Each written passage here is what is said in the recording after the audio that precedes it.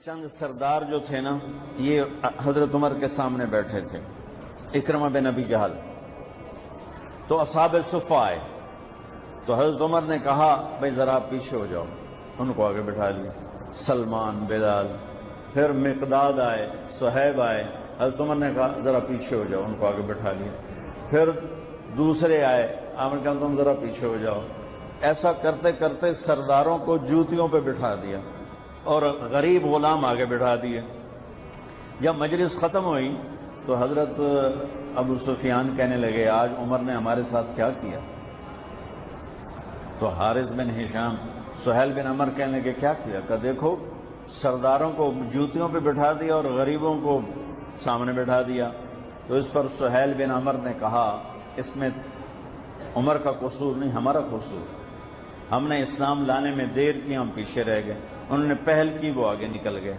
تو اب ایک دم، حالانکہ یہ بالکل فتح مکہ پہ ایمان لائیں، ان کو نبی کی صحبت کے چند دن ملے ہیں، لیکن ایک ماحول بنا ہوا تھا، اس ماحول کو میں بتا رہا ہوں۔ یہ آپس میں کہنے لگے چلو دنیا کی تو خیر ہے، پیچھے رہ گئے، اگر آخرت میں پیچھے رہ گئے پھر کیا ہوگا؟ اس خیال کا آنا تھا کہ چاروں آگے حضرت عمر کے پاس کہ عمر تم نے ہمیں سامنے سے اٹھا کے جوتیوں پہ بٹھایا، ٹھیک ہے ہم حقدار ہیں، لیکن ہمیں پریشانی یہ ہے کہ ہم چاہتے ہیں کہ آخرت میں تمہارے برابر ہو جائیں، ساتھ ہو جائیں، آگے تو جا نہیں سکتے، پیچھے نہ رہ جائیں، کوئی راستہ ہے؟ تو حضرت عمر نے فرمایا ان لوگوں نے اللہ کے نام پہ اپنی قربانیاں پیش کی، تم اللہ کے نام پہ اپنی جان پیش کرو، مال پیش کرو، تو تم بھی ان کے ساتھ ہو جاؤ۔ تو یہ کہنے لگے جی بالکل ٹھیک۔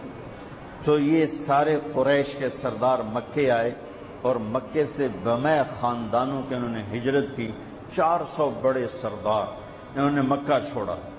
جب یہ مکے سے نکلے تو سارا مکہ رو رو کے برا حال کر رہا تھا۔ تو حارث بن ہشام رضی اللہ تعالیٰ عنہ، یہ ابو جہل کے بھائی ہیں، ابو جہل کے بھائی ہیں، حکم بن ہشام اس کے یہ بھائی ہیں حارث، یہ کھڑے ہو کر انہوں نے چھوٹی سی تقریر کی، فرمایا کہ دیکھو میرے بھائیوں، اللہ کے نبی نے دعوت دی، ہم پیچھے رہ گئے، ہمارے غلام آگے چلے گئے، اور اتنا آگے گئے ہیں کہ اگر یہ مکے کے پہاڑ سونا بن جائیں اور میں سارے خرچ کر دوں تو ان کے ایک دن کا اجر میں نہیں پا سکتا۔ میں چاہتا ہوں کہ ہم اپنی جانوں کا نذرانہ پیش کر کے ہم ان کے ساتھ ہو جائیں۔ یہ قافلہ جب ملک شام پہنچا تو یرموک کی جنگ سر پہ آ چکی تھی۔ یرموک کی جنگ میں رومن امپائر ٹوٹی اور اس کا فیصلہ ہوا اور ان کو شکست ہوئی۔ اس میں 3 لاکھ کا لشکر تھا رومن امپائر کا، اور صحابہ کا لشکر تھا 30,000، تو 10 گنا بڑا لشکر تھا۔ تو 9 دن یہ جنگ چلتی رہی کہ یہ لوگ وہاں پہنچے۔ تو ایک دن ایسا ہوا کہ لڑتے لڑتے صحابہ کے قدم اکھڑ گئے اور اہل ایمان دبتے دبتے دبتے اپنے خیموں تک پہنچ گئے، رومی ان پر چڑھ کے آ رہے تھے، چڑھتے آ رہے تھے، اور ان کے حوصلے پست ہو رہے تھے کہ حضرت اکرمہ بن ابی جہل انہوں نے ایک دم اپنے سر سے لوہے کی ٹوپی کو اتار کے پھینک دی اور اپنی زرہ بھی اتار دی اور اپنی تلوار کی نیام کو بھی توڑ کے پھینک دیا، اور ہاتھ بلند کر کے کہ کوئی ہے میرے ہاتھ پر بیعت کرے موت کی کہ یا اللہ اس ایمان والوں کو فتح دے گا یا ہماری قبریں یہاں بن جائیں گی۔ تو خالد ابن ولید اور اکرمہ بن ابی جہل قریبی رشتہ دار ہیں، تو خالد ابن ولید نے حضرت اکرمہ کا ہاتھ پکڑ لیا، کہا کہ نہیں میں تمہیں ایسا نہیں کرنے دوں گا، ہمیں تیری ابھی ضرورت ہے۔ تو انہیں ایسے ہاتھ جھٹکے سے چھڑا کر کہا الیک عنی، الیک عنی کا ویسے ترجمہ تو ہے دفع ہو جا، الیک عنی دفع ہو جا۔ وہ آپس میں رشتہ دار بھی ہیں، صحابہ بھی ہیں، یہ کہہ سکتے ہیں، تو میں صرف ان کی لفظ کا ترجمہ کر رہا ہوں، الیک عنی دفع ہو جا، خالد پیچھے ہٹ جا، با ادب ترجمہ خالد پیچھے ہٹ جا۔ کہ کیوں؟ کہ میں اور میرا باپ ساری زندگی اللہ کے نبی کی دشمنی کی اور ان کے خلاف لڑتے لڑتے لڑتے زندگی گزار دی، آج اس داغ کو دھونے کا دن آیا ہے، آج میں اپنی جان دینا چاہتا ہوں تاکہ میرے دامن پر جو اللہ کے نبی کے ساتھ جنگ کے دھبے ہیں ان کو میں دھو دوں، لہذا میں تیری بات نہیں سنوں گا۔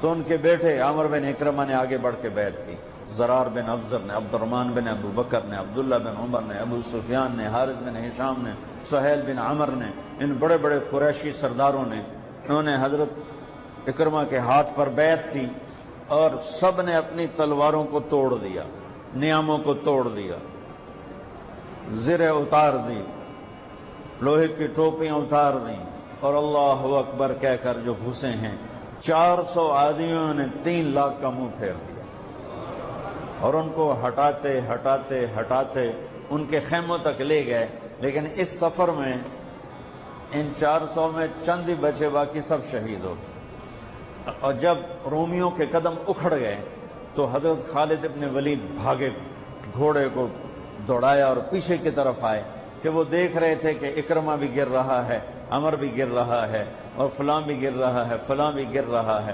تو یہ جلدی سے بھاگ کے پیچھے آئے تو دیکھا تو ان کے بیٹے تو ختم ہو چکے تھے اور اکرمہ کے تھوڑے سانس چل رہے تھے، تو انہوں نے بیٹے کو یہاں رکھا، اکرمہ کے بیٹے عمر کو، اور حضرت اکرمہ ابو جہل کے بیٹے کا سر اپنی گود میں لے کر تھوڑا پانی منہ میں ٹپکایا نا، تو انہوں نے اس سے آنکھیں کھولی، کہا کون ہو؟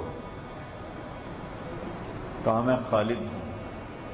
کہا لمن الدبرہ، کیا فیصلہ ہوا؟ تو خالد نے کہا مبارک ہو، اللہ نے ایمان والوں کو فتح دی۔